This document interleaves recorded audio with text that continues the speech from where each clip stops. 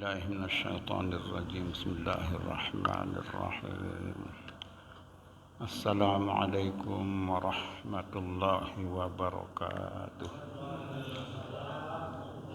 الحمد لله رب العالمين والصلاة والسلام على أشرف الأنبياء وأفضل المرسلين سيدنا ومولانا محمد وعلى آله وأصحابه المجاهدين الطاهرين أما بعد فقال المصنف رحمه الله تعالى وعلى من نفع بعلومه في الدارين آمين يا رب العالمين.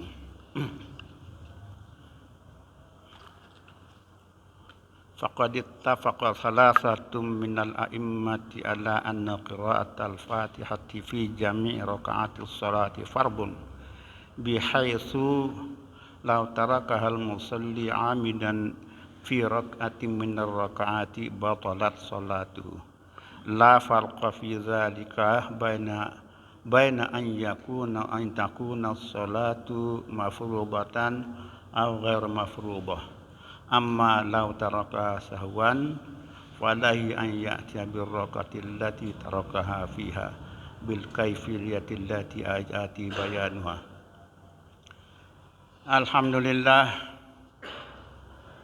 kita masih diberikan izin oleh Allah Subhanahu wa taala untuk melanjutkan kajian kita pada malam ini. Ya, masih berkaitan dengan sholat. Lama kita kaji. Kalau kita mau benar-benar kita mengkaji fikih sholat itu tahunan selesai. Apalagi berkembang dengan adanya pertanyaan-pertanyaan yang terjadi di masyarakat dengan fenomena-fenomena tertentu, sehingga bisa saja orang akan menjadi bingung kalau tidak memiliki ilmunya. Itu dia. Ya. Terakhir ada pertanyaan menarik pada minggu lalu bahwa ada orang mengatakan, menyampaikan bahwa bagi seorang makmum tidak perlu baca Fatihah. Ada yang bilang begitu. Itu dia juga dengar. Seorang yang berjamaah makmum tidak perlu baca Fatihah, cukup imam yang baca. Katanya ini harus kita pahami dengan baik, yang ini karena itu sudah berkembang di masyarakat. Kalau orang yang tidak mengerti, tidak memiliki pemahaman yang kuat dan yang sedikit luas mengenai masalah ini, orang akan bingung lalu mana yang harus kita ikuti. Padahal Fatihah itu rukun misalnya kan. Rukun, bagaimana kita boleh tidak membaca kan gitu. Bagaimana boleh kita membaca ketika imam saja yang baca, kita boleh tidak baca. Itu yang berkembang itu, dan yang juga pernah dengar itu. Cuma yang begini ini sepertinya orang yang menyampaikan itu kemungkinannya adalah pertama anti mazhab, yang kedua tidak paham dengan ilmu yang terkait dengan yang tadi itu untuk setiap mazhab yang berlaku yang mana. Nah, itulah persoalannya. Bahkan konon ada suatu cerita, wallahu a'lam bishawab, ada orang baru pulang naik haji, pulang dari Makkah, disuruh jadi imam salat Isya pada waktu misalnya kan, mau jadi imam. Ketika mulai Allahu Akbar selesai doa iftitah langsung Alhamdulillahirabbil alamin, tidak baca Bismillahirrahmanirrahim. Mungkin itu yang dia dengar di Masjidil Haram, ya kan? Di Masjidil Haram kedengarnya seperti itu, langsung di Alhamdulillahirabbil alamin dan seterusnya.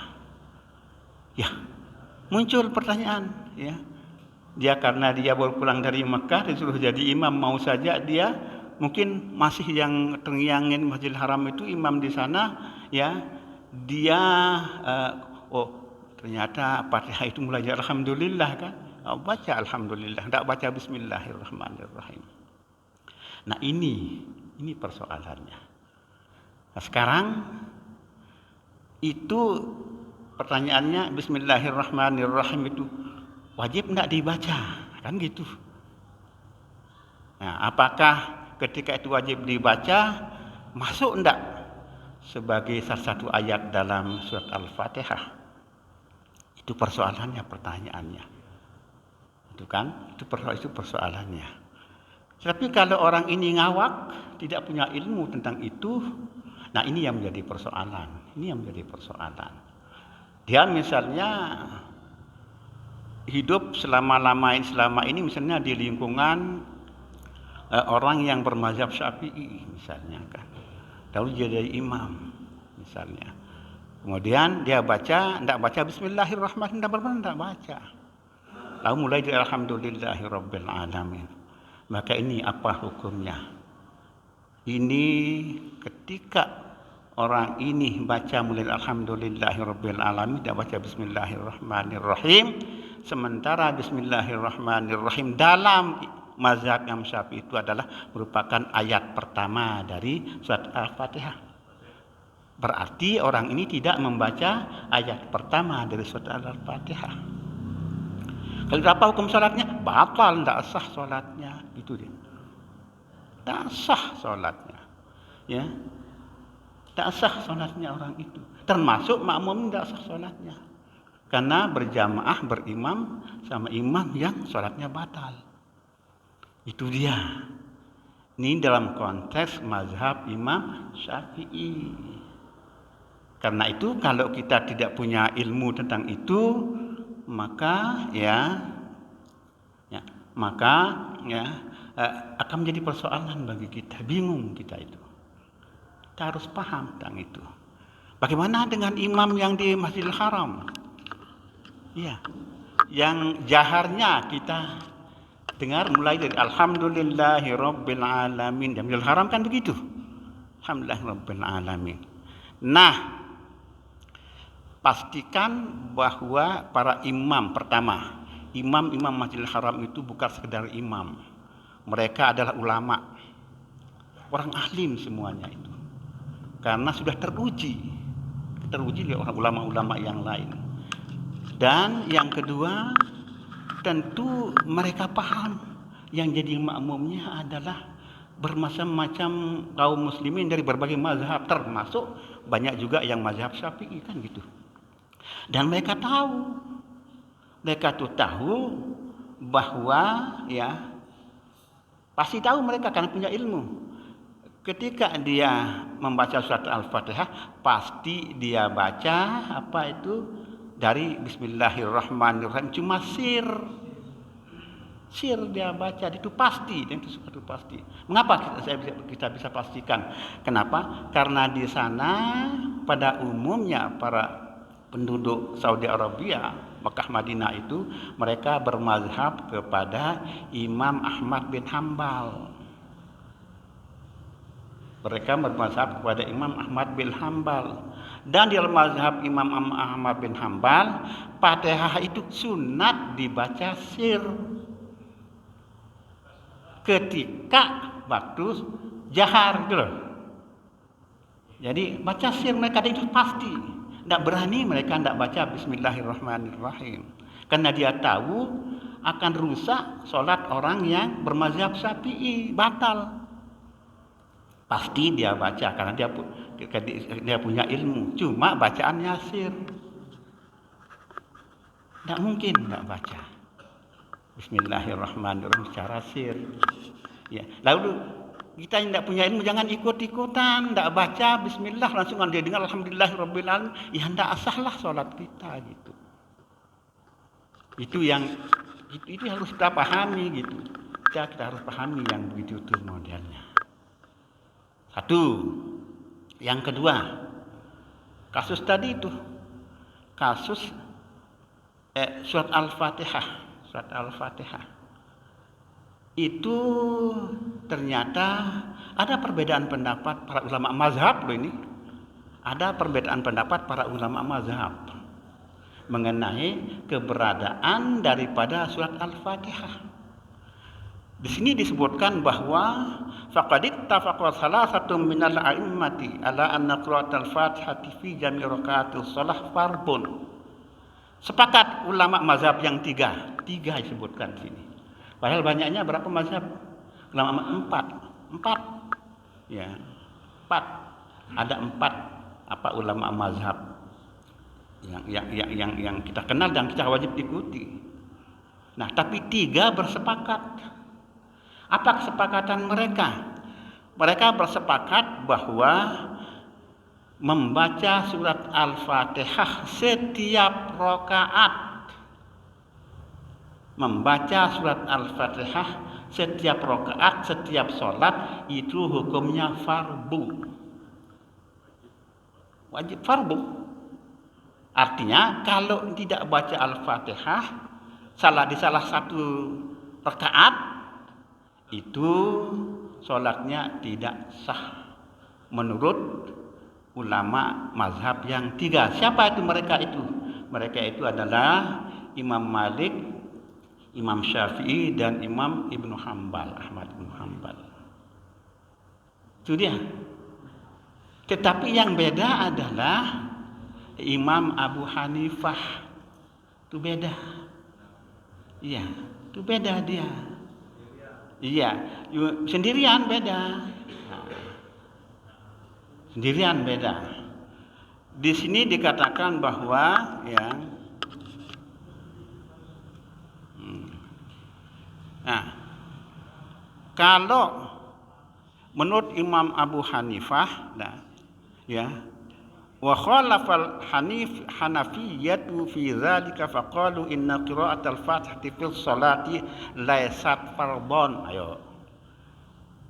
Mereka yang bermazhab mazhab Hanafi dari Imam Hanafi menyatakan ya, dan itu yang terjadi, yang dipakai oleh mereka. Fatihah itu justru tidak wajib, tidak wajib di setiap rakaat. Menurut Imam Abu Hanifah itu yang terjadi pada mazhab Abu Hanifah.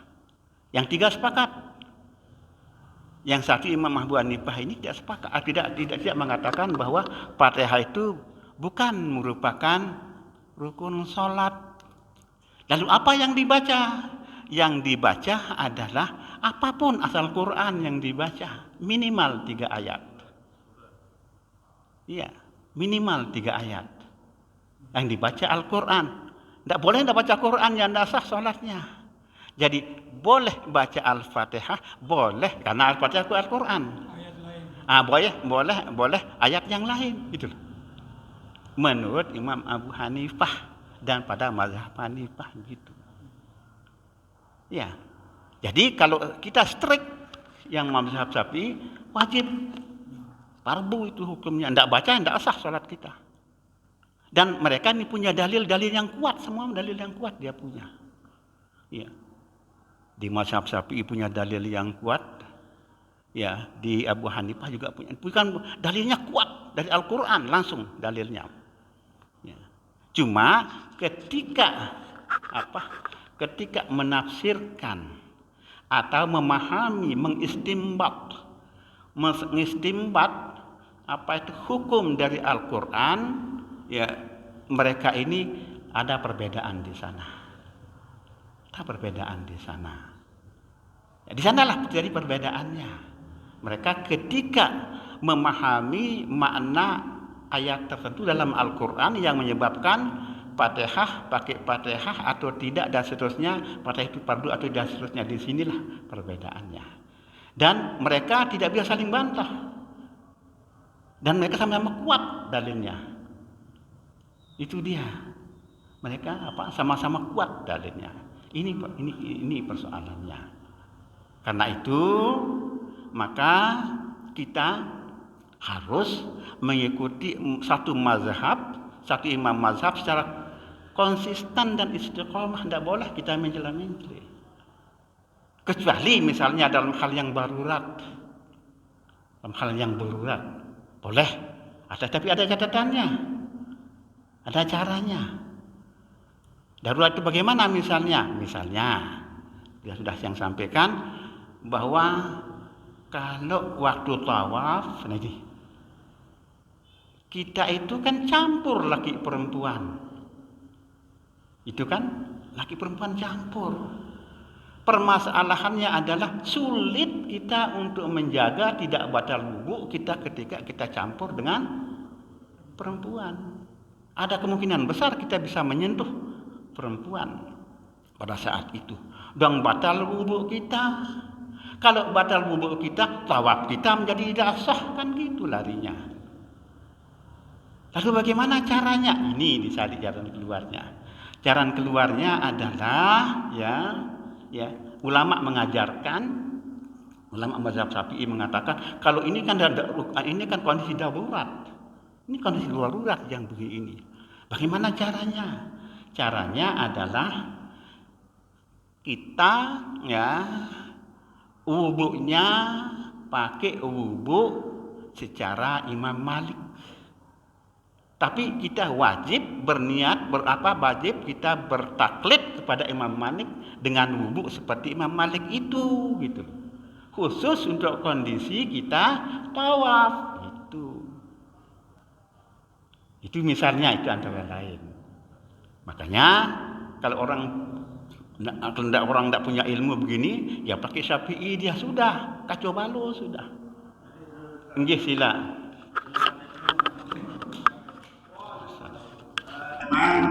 Seiring dengan perkembangan zaman sekarang ini, hampir kita jemaah haji itu seluruh aurat kita tertutup.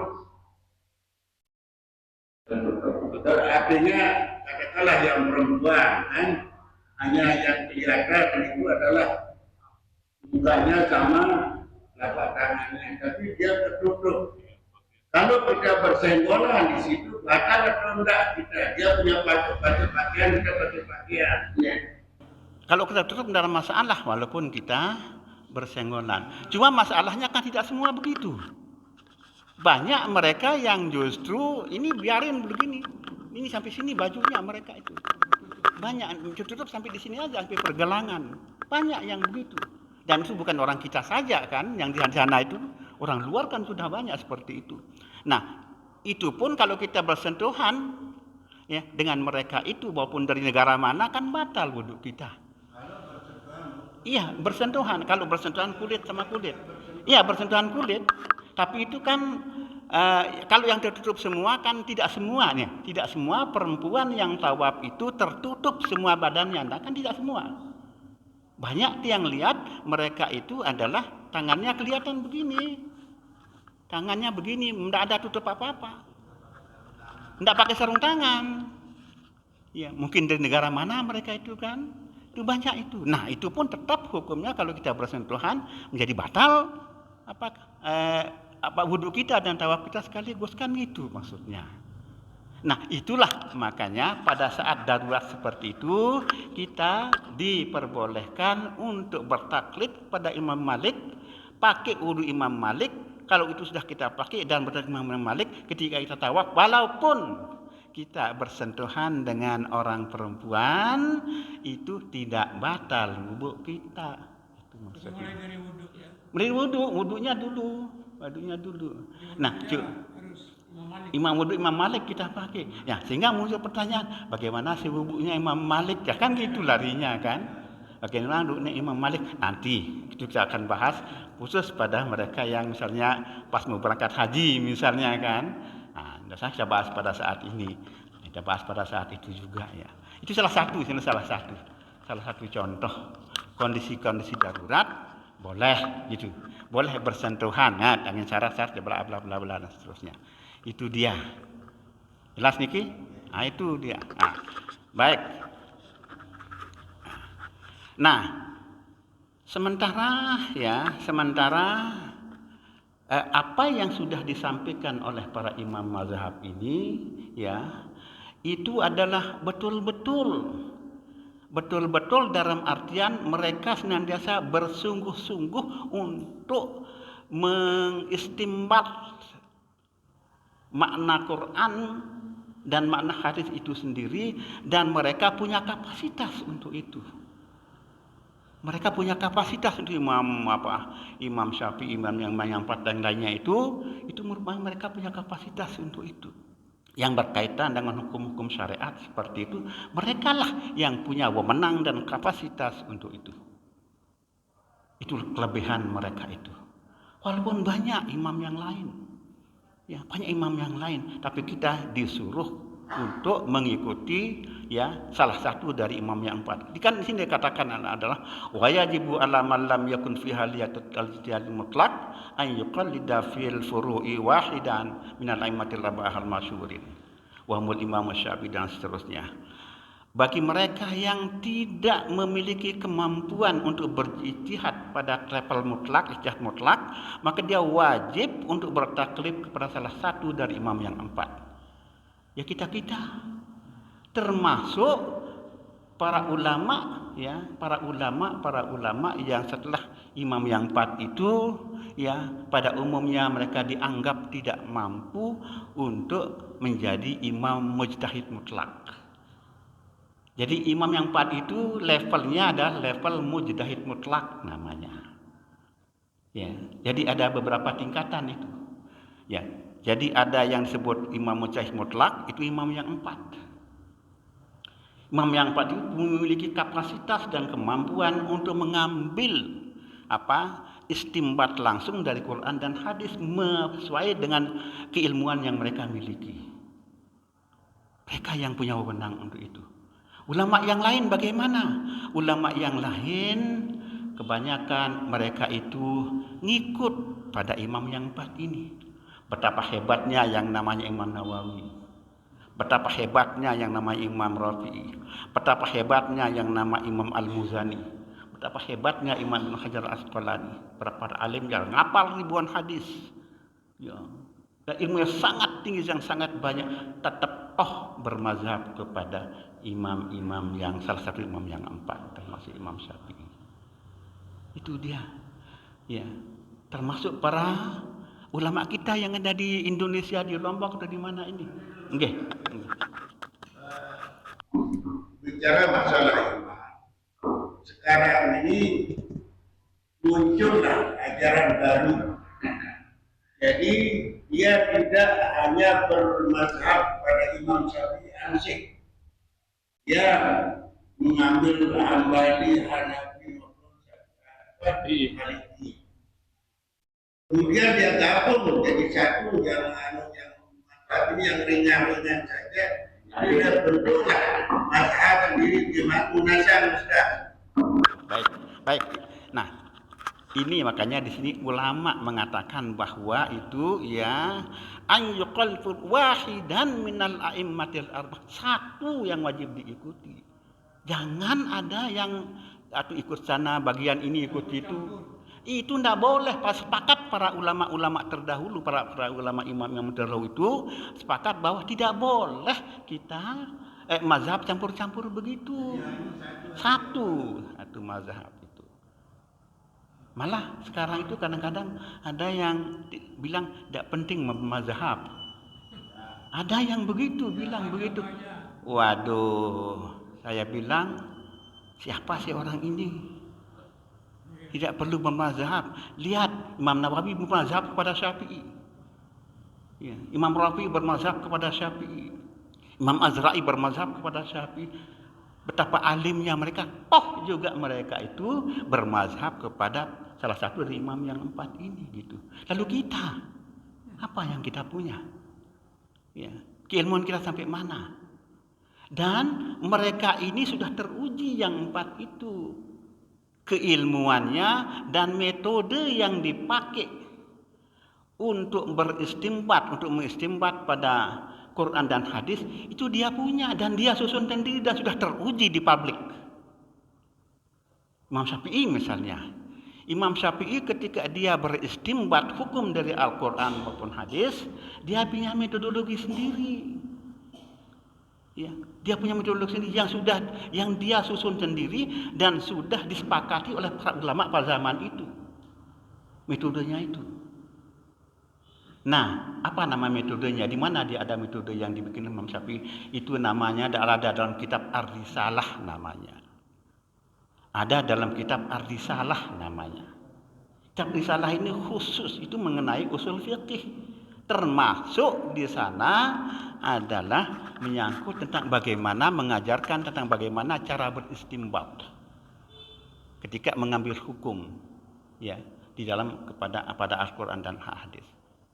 Itu ada di sana ilmunya. Sehingga misalnya Imam Al-Buaiti dan Imam Al-Muzani, ya, ini tadi itu Imam Syafi'i dan yang 4 yang lain, yang 3 yang lain itu disebut Imam Mujtahid Mutlak namanya. Itu tingkatannya. Kemudian yang berikutnya ini di sini dikatakan bahwa wa yajtahidu wallazi wa yaqdiru 'alal istinbati min qawaidil imami kal Muzani wal Buaiti wa mujtahidun. Nah, ada di level kedua setelah Imam Syafi'i dan yang 3 itu ada namanya tadi imam mereka yang 4 namanya Imam Mujtahid Mutlak namanya. Karena dia yang punya wewenang untuk beristimbat dari Quran dan hadis berdasarkan ilmu dan metodologi yang dia susun sendiri yang sudah diuji oleh publik pada saat itu. Akan tetapi ada di setelahnya itu ada nama Imam Al-Muzani dan Al-Buaiti termasuk misalnya itu dia tidak bertaklid kepada Imam Syafi'i, murid Syafi'i ini, tetapi ketika dia beristimbat pakai kaedah, pakai teori, pakai metodologi yang telah dibuat oleh Imam Syafi'i tadi. Makanya dikatakan ini mujtahid apa namanya?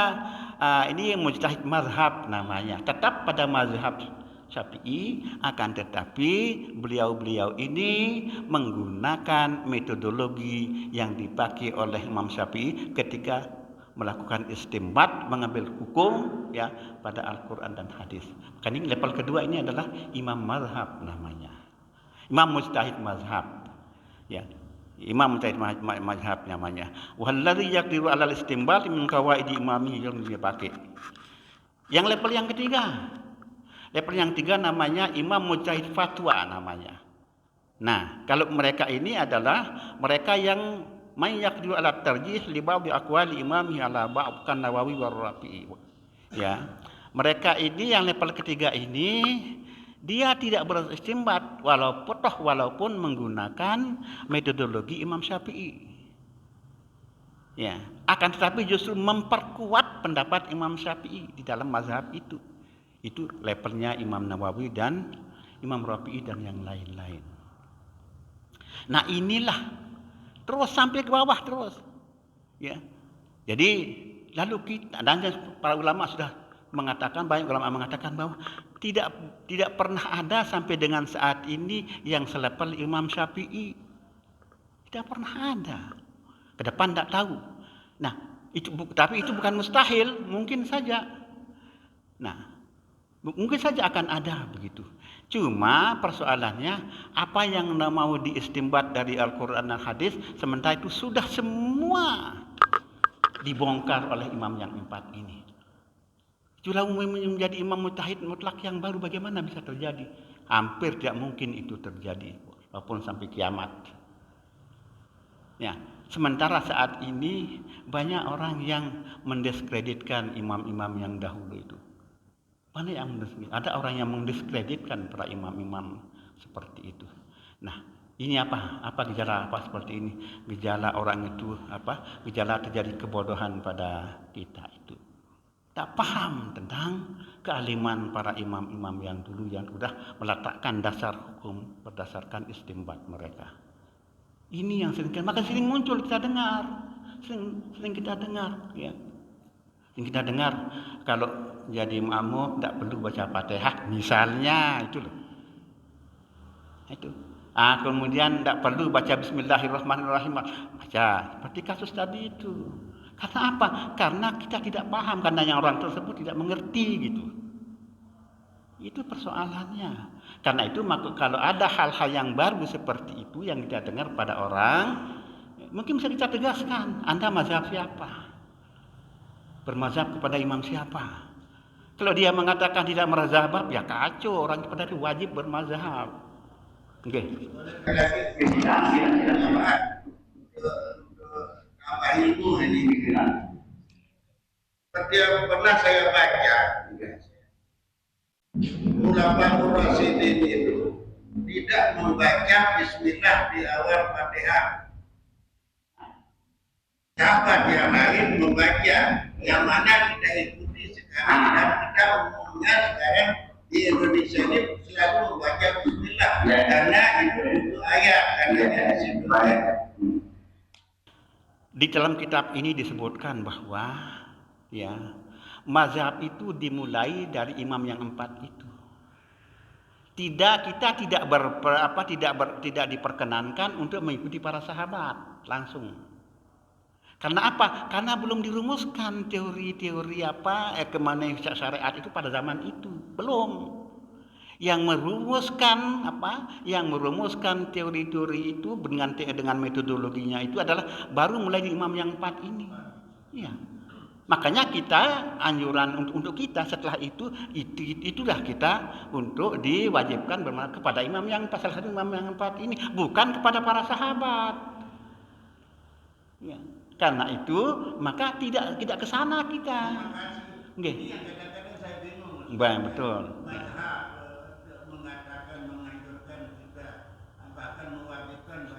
Bismillah, nggih. Ada yang berjada yang tidak, nggih, betul. Nah, itu sepakat para ulama di sini dikatakan bahwa kita tidak kepada para sahabat, kita mengikuti dari imam yang 4 ini gitu, untuk kita generasi setelah itu gitu. Ya, walaupun ada sahabat karena belum dirumuskan itu segala kebenaran syariat itu pada zaman itu gitu. Lam tudawan istilahnya dalam kitab. Belum dirumuskannya itu adalah mulai daripada imam yang 4 ini. Dan padahal imam yang 4 ini bukannya ada 4 sebenarnya, banyak, ada 12 kalau salah imam yang selepel pada saat itu dengan imam yang 4 ini. Tetapi ternyata tidak bertahan hidup yang lainnya mazhabnya. Tidak bertahan hidup mereka. Dan mereka memang di sini dikatakan bahwa jadi mereka itu dikatakan di sini bahwa wajib bertaklid pada yang 4. Tetapi kalau mereka yang punya kemampuan untuk beristimbat sendiri, melakukan istimbat pada Al-Quran dan hadis, mereka justru tidak boleh bermazhab kepada imam yang 4 ini karena levelnya sama. Itu banyak, itu ada 12-an, ada belasan. Mereka kelas-kelas. Ada. Makanya sudah dihitung oleh para ulama sekitar 12-an itu banyaknya imam yang itu. Nah, kalau imam macam itu tidak boleh dia haram bermazhabnya kalau modelnya itu, karena dia mau kemampuan untuk itu. Kemampuan yang selevel dengan imam-imam yang 4 ini gitu. Kira-kira ada. Indonesia berkembang? Tidak ada yang berkembang. Selain yang 4 itu di seluruh dunia sekarang ini sudah dicek oleh para ulama, yang berkembang cuma yang 4 ini sampai dengan saat ini. Berkembang jadinya ini. Apakah selevel menurut Ustaz Muhammad bin Abdul Wahab pendiri Wahabi? Tidak ada. Belum, jauh itu. Ya, belum. Ya. Belum, itu belajar jauh. Sudah ulama yang mengatakan bukan tiang, ulama yang mengatakan seperti itu, tidak ada. Dan sampai dengan saat ini sudah dicek oleh para ulama secara turun temurun, belum ada sampai dengan saat ini. Ke depan tidak tahu, tapi bukan mustahil. Yang selevel dengan dia, yang seilmu tingkat keilmuannya seperti itu. Di sana ada disebutkan, tidak salah, Imam Sufyan Ats-Tsauri. Imam Sufyan bin Uyainah. Padahal ini Sufyan bin Uyainah ini adalah gurunya Imam Syafi'i. Tidak boleh. Levelnya dia. Iya, dia wajib dia cari sendiri di Al-Quran dan hadis. Syariat itu dia harus rumuskan sendiri. Ya, dia yang harus merumuskan diri bagaimana cara sholat yang benar, cara ruku, cara sujud dan sebagainya. Mereka itu yang harus wajib cari sendiri dia, karena dia punya level itu gitu. Ya kita yang tidak boleh. Ya. Kita yang tidak punya kapasitas itu, lalu kita mau buat sendiri cara kita. Itu yang dapat siapa Anda? Kan itu pertanyaannya. Iya. Apa Anda? Oke. Jadi kalau dia bermazhab sendiri, nah kebetulan dia makmumnya banyak yang bermazhab ke 4 imam tadi, nah terus bagaimana? Ya. Baik. Nah, itu akan berkembang ke sana. Baik. Nah, tadi kan baru kita katakan bahwa untuk Hanafi tidak pakai Fatihah atau boleh pakai Fatihah atau yang lainnya kan. Kalau umpamanya kita berjamaah sekarang dengan ulama dengan orang yang mazhab Hanafi yang tidak baca Fatihah, nah ini dia. Tidak baca Fatihah, lalu kita yang Syafi'i bagaimana? Tidak sah sholat kita. Dia sah sholat kita yang tidak sah. Iya, tidak sah sholat kita. Jangan berjamaah pada mereka yang tidak baca Al-Fatihah. Termasuk mereka yang tidak baca Bismillahirrahmanirrahim. Kan gitu artinya. Karena Bismillahirrahmanirrahim salah satu ayat pertama dari surat Al-Fatihah. Begitu. Kalau kita tahu benar-benar orang itu tidak membaca Al-Fatihah, Bismillahirrahmanirrahim, maka kita tidak sah berjamaah sama dia. Tidak usah ikut.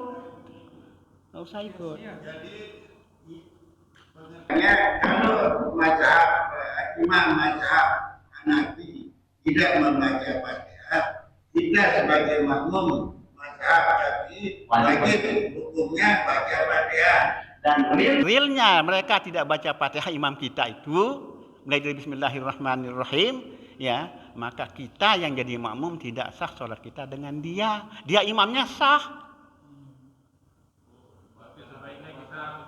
Ya. Bukan sebaiknya harus kita tidak berjamaah pada yang bersangkutan gitu. Soalnya sering juga kita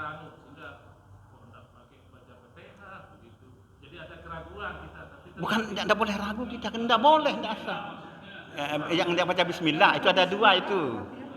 Tidak baca Bismillah, tapi mungkin juga dia baca secara sir kan tidak tahu juga kita itu kan. Nah, kita perkirakan baca secara sir Bismillahirrahmanirrahim. Iya. Dan itu sila. Jadi di masjid rumah sakit provinsi kalau sholat maghrib isya itu imamnya kan sudah ditunjuk khusus itu, dia tidak baca bismillah, tidak baca secara zahar, kita tidak tahu dia baca sir atau tidak. Nah ini kita sebagai makmum ini apa solusi untuk kita? Karena kalau kita lihat imam yang memimpin kita sholat itu dia mungkin tidak punya tidak berkelas seperti imam-imam yang itu bagaimana dengan kita sekarang ini, sementara kita tidak tahu dia itu membaca atau tidak. Itu yang pertama. Yang kedua tadi berawal dari ada makmum yang tidak membaca Fatihah, makmum yang tidak membaca Fatihah padahal dia ngakunya ikut mazhab Syafi'i. Dia membaca atau tidak, tetapi kelihatan bibirnya itu tidak ada gerakan. Berarti kita menganggapnya tidak membaca karena dia tidak apakah boleh membaca dalam hati, itu masalahnya. Terima kasih. Yang pertama tadi, imam tidak membaca Bismillahirrahmanirrahim atau mungkin dia baca secara sir. Kalau kita meyakini bahwa dia tidak membaca benar-benaran, tidak membaca, tidak sah sholat kita jadi makmum pada yang bersangkutan. Itu dia. Tidak sah. Orang tidak baca benar-benar, dia tidak baca misalnya. Dia yakini tidak baca benar-benar. Tidak boleh kita berjamaah sama itu. Tidak sah sholat kita jadi makmum. Karena dia Fatihahnya tidak klop. Itu satu. Akan tetapi kalau kita yakin dia baca tetapi sir, sah sholat kita. Bagus itu. Kalau setelah sholat ditanya itu apakah bapak baca tadi atau tidak, kalau dia bilang tidak sah, ya tidak sah sholat, karena dia baca tidak sah sholat kita. Gitu. Iya, harus kita ulang kalau sudah tidak sah. Iya, itu dia. Tetapi yang di Mekah maksud yang di Masjidil Haram jangan diragukan gitu loh. Itu maksud yang. Jangan diragukan imam Masjidil Haram itu tidak baca bismillahirrahmanirrahim. Jangan diragukan karena itu pasti dia baca. Pasti dia baca bismillah secara sir, pasti dia baca. Iya. Iya. Iya. Yang baca pasti dia baca bismillah karena dia punya ilmu, dia orang alim soalnya. Dia orang alim, tahu bahwa yang jadi makmumnya adalah banyak yang mazhab Syafi'i yang tidak sah sholatnya kalau tidak baca bismillah, benar tidak baca bismillah. Tahu dia karena memang punya orang alim mereka itu di sana. Yang menjadi masalah adalah bukan orang alim yang di sini nyoba-nyoba pakai alhamdulillah karena dia dengar. Nah, itu dia persoalannya. Itu dia persoalannya di kita itu. Bagus untuk ditegaskan. Ulang sholat orang tidak sah. Makanya perlu ditanya itu. Perlu ditanya setelah sholat baca tidak bismillah tadi. Kalau tidak tanya, kalau tidak sah sholat kita. Itu dia. Ya, itu dia. Cuma dia itu mazhab apa kan tidak tahu kita. Mazhab yang dipakai. Yang tanya harus kita tanya. Seharusnya kita tanya. Paling aman kita tanya.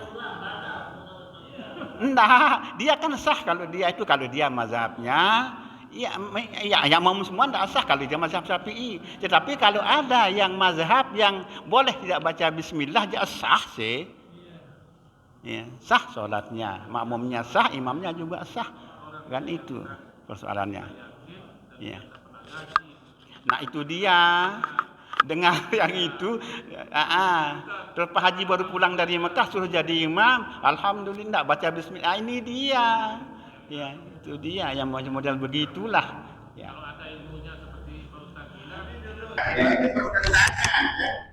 Kalau tadi Ustaz bilang kalau imam tidak baca bismillah, tapi dia itu mazhabnya apa? Kan itu dulu dia. Kan tidak tahu kita mazhab siapa dia ikut kan gitu. Kalau dia mazhab Syafi'i, dia baca bismillah, batal dia sholatnya juga kan gitu maksudnya. Tapi dia batal sih kalau memang dia mazhab Syafi'i lalu tidak baca bismillah, batal. Ya boleh saja, cuma harus konsisten. Ya, harus mempelajari ilmu-ilmu yang dari imam yang lainnya itu seperti tadi itu. Dari sejak awal sampai dengan seterusnya. Jangan ini ikut sini sepotong, sana sepotong. Tidak boleh. Itu yang tidak boleh. Iya, tidak boleh kalau yang begitu tuh. Ya. Jadi apa beda dia pakainya Ustaz? Kan pernah kita baca di dalam masalah kunut. Nah, ini apa beda seperti itu atau bagaimana? Nah, kalau dia imam Syafi'i berjamaah kepada imam Hanafi, imam Hanafi kan tidak kunut, dia tidak kunut. Tapi sebaliknya, kalau imam Hanafi jadi makmum, imam Syafi'i jadi imam, dia kunut ikut nasah menurut. Ini agak beda kalau yang ini. Mana?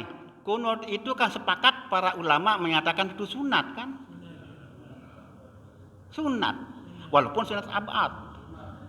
Sunat itu artinya apa? Artinya enggak kunut pun sah sholat kita kan? Imam siapa-siapa memang itu kalau mazhab Syafi'i kita hukumnya sunat kan itu persoalannya. Ya sunat abad kan namanya. Di dalam salat itu sunat abad namanya. Yang kalau kita tidak baca itu misalnya boleh diganti dengan sujud. Kan itu ke abad apa nanti kata abad. Beda. Ini kalau yang Fatihah itu kan rukun dia itu persoalannya. Kan rukun. Iya, bagian dari surat Al-Fatihah itu persoalannya.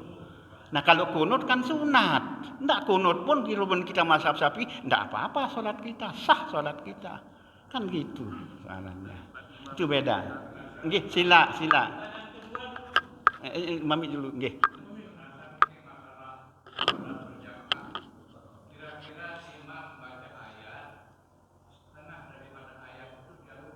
Oh. Boleh. Boleh. Misalnya qul a'udzu birabbin nas, apa larinya? Ganti dengan qul a'udzu birabbil falaq, boleh. Boleh. Okay. Atau misalnya ndak ingat lanjutannya, misalnya kan bla bla bla bla setengah ndak ayub.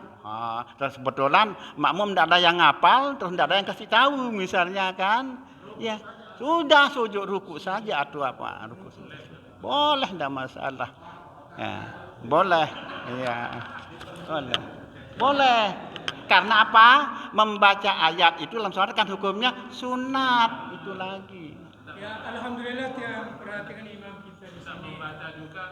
Tidak membaca juga sah sholat kita kalau secara itu. Tapi akan tetapi janganlah sampai tidak baca ayat kalau sholat. Walaupun sholat sunat, sholat sunat tidak usah baca ayat, jangan. Karena itu besar sekali nilainya ketika kita baca pada sholat dibandingkan dengan di luar sholat. Di sana nilai kualitas sholat kita itu akan menentukan salah satunya ditentukan oleh yang sunat-sunat seperti tadi. Jangan. Tetap kita baca apa yang sunat-sunat itu gitu. Oke, jelas Niki? Ada tadi? Oke. Lanjut. Itu masalah aku jadi apa apakah kayak tadi bilang kalau kita jadi makmum boleh tidak membaca Al-Fatihah? Itu sahih, itu sudah boleh kalau dia nanti Boleh kalau imam sudah di ruku.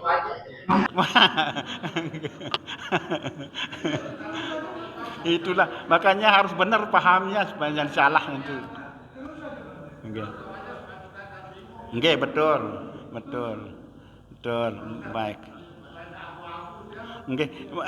Sebenarnya belum sampai bahasannya itu, baru awalnya ini, tapi sudah ke sana sedikit karena ditanya gitu, ya. Iya. Kalau yang Syafi'i wajib baca, tidak sah kalau tidak baca Al-Fatihah gitu loh, Al-Fatihah. Itu belum sampai ini bahasanya sampai sana. Nah, lain cerita makanya ini itu.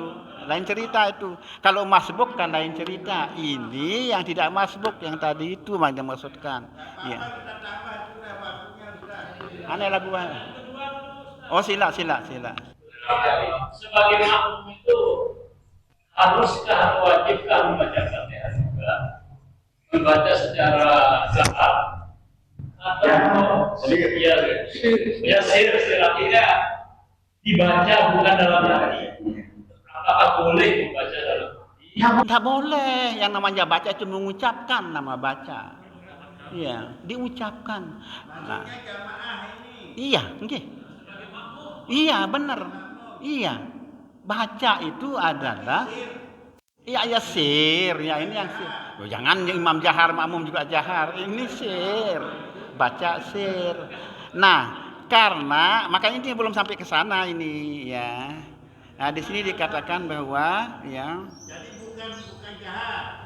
bukan jahar. Bagaimana makmum jahar, imam juga jahar. Ya. Iya. Ini di sini dikatakan bahwa Hamdan tafsir bahwa akan qiraatul Fatihah al-mum ya. Wah, di sini dikatakan wa hal taftaribu qiraatul Fatihah alal ma'mum. Nah, di sini sampai dikatakan bahwa dalam kitab ini apakah wajib bacaan Fatihah untuk seorang makmum? Ini temanya, ada tema khusus itu. Ada tema khusus. Apakah bagi seorang makmum wajib tidak baca Fatihah? Ini. Nah, terus di sini dikatakan fa inna fi tafsilan fil madhahibi bayyanahu tatal khat. Ini ada penjelasannya khusus, ada penjelasan khususnya ketika pertanyaan apakah makmum boleh tidak baca Fatihah itu. Nah, di sini disebutkan, dijelaskan bahwa ini dikatakan bahwa untuk yang imam yang 3 selain Imam Hanafi wajib hukumnya setiap orang yang sholat baca Fatihah baik imam maupun makmum gitu. Bukan dalam hati bacanya. Bukan baca nama dalam hati. Ya. Jadi wajib hukumnya bagi setiap orang yang sholat baik imam maupun makmum, imam yang tiga menyatakan wajib membaca Al-Fatihah. Itu. Nah, bagi seorang makmum, ya ini bagi seorang makmum. Bagaimana bagi seorang makmum? Di sini dikatakan bahwa yang Imam Abu Hanifah mengatakan ketika itu adalah seorang makmum, maka dikatakan bahwa yang la qira'atul Fatihah bi khususiha. Dikauli terus wasalata fa inna qira'atul Fatihah dan seterusnya, maka ini dikatakan bahwa bagi seorang makmum itu tidak perlu baca Fatihah menurut mazhab Imam Hanafi. Cukup dia dengar saja, sudah cukup bagi yang mazhab Hanafi. Itu artinya kalau mazhab Syafi'i dan termasuk kita itu wajib. Nah, itu berbedanya. Sehingga kalau umpamanya imam kita imam dari mazhab Hanafi, itu dia yang tidak baca Al-Fatihah, ya kan? Kita Imam Syafi'i yang wajib baca Fatihah, tidak sah salat kita. Jangan berimam kepada mereka yang seperti itu. Maksud tidak boleh. Itu yang dia bilang tidak boleh. Dan apa itu tidak boleh. Ya, jadi itu beda. Itu perbedaannya. Misalnya antara lain misalnya. Ya, contoh yang lain. Mazhab Hanafi ya itu menyentuh kemaluan itu kan dengan tangan itu kan kalau kita Syafi'i kan batal wudhu kita kan. Kalau dia kan tidak. Menyentuh kemaluan siapa saja, anak kecil misalnya, dia tidak batal wudhu mereka itu, dia kan batal. Kalau kita tahu bahwa ada seseorang yang mazhab Hanafi, dia sudah menyentuh punyanya anak kecil misalnya itunya loloknya, bagaimana kita berjamaah? Tidak sah kita berjamaah. Dia sah kalau dia. Itu contoh yang lain. Iya. Itu contoh yang lain, ya. Gila. Mungkin kita kurang pendengaran, kurang pemahaman. Yang beda sir sama dalam hati itu bagaimana? Sama jahat. Ya, baik, betul baik. Kalau juga termasuk sir atau sir itu hanya kita saja yang dengar, itu dia. Di samping kita mendengar atau bagaimana? Iya, baik. Nah, baik. Kalau yang membaca sir itu berarti kita saja yang dengar. Diri sendiri kita. Itu sir. Tapi kita mengucapkan, kita ngomong, kita baca. Tetapi kita saja yang dengar. Itu sir. Selebihnya kalau ada orang lain yang dengar, itu jahat kita hukumnya. Itu jahat hukumnya. Kalau sudah kita ada yang lain dengar bacaan kita, jahat hukumnya. Iya, jahat namanya kalau sudah ada yang mendengar orang yang lain. Nah, tadi soal makruh dan tidak makruhnya ini dulu, soal sir dan jahar dulu. Tetapi kalau tidak ngomong tapi di dalam hati bacanya, itu bukan baca namanya. Dan bukan sir, belum masuk pada sir. Dalam hati itu. Dan itu kalau kita baca seperti itu hukumnya apa? Tidak sah sih Fatihah kita. Tidak sah kalau cuma dalam hati kita baca. Kecuali wajib ya, bukan kita yang kita dengar sendiri, itu yang namanya sir. Itu dia, oke? Jelas Niki? Kalau baca dalam hati itu bukan sir namanya. Tidak. Didengar, jahat kalau didengar. Ya, tidak usah sampai didengar supaya namanya sir. Iya. Yang sah cuma itu makruh hukumnya kan gitu pertanyaan. Makruh hukumnya, sah sholat kita. Baca Fatihah misalnya bismillahirrahmanirrahim. Dengar yang sekitarnya itu sebenarnya kita sir kan, namanya sir. Dengar yang lain itu adalah sah sholat kita, cuma makruh hukumnya gitu. wabarakatuh. Nah, itu dia. Okay.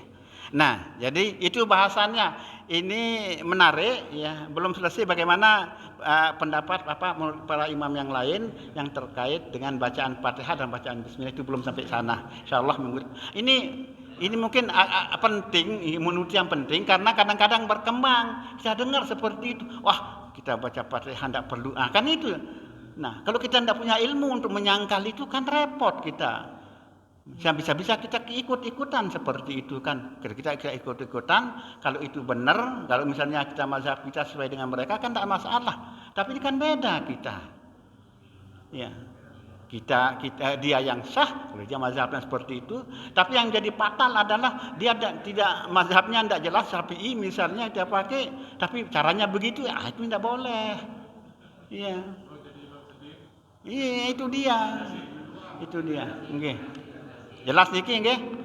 Baik, masih ada pertanyaan? Sudah? Iya, baik. Nah, insyaallah kita lanjutkan masih bahasan yang ini masih belum tuntas yang ini insyaallah. Dan kembali dengan baca bismillah dan sebagainya kita akan bahas insyaallah minggu depan kita lanjutkan.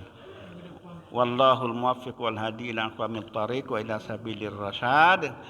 Wallahu subhanahu wa ta'ala alam bil shawab. Subhanakallahumma wa bihamdika asyhadu an la ilaha illa anta astaghfiruka wa atubu ilaik. Assalamualaikum warahmatullahi wabarakatuh.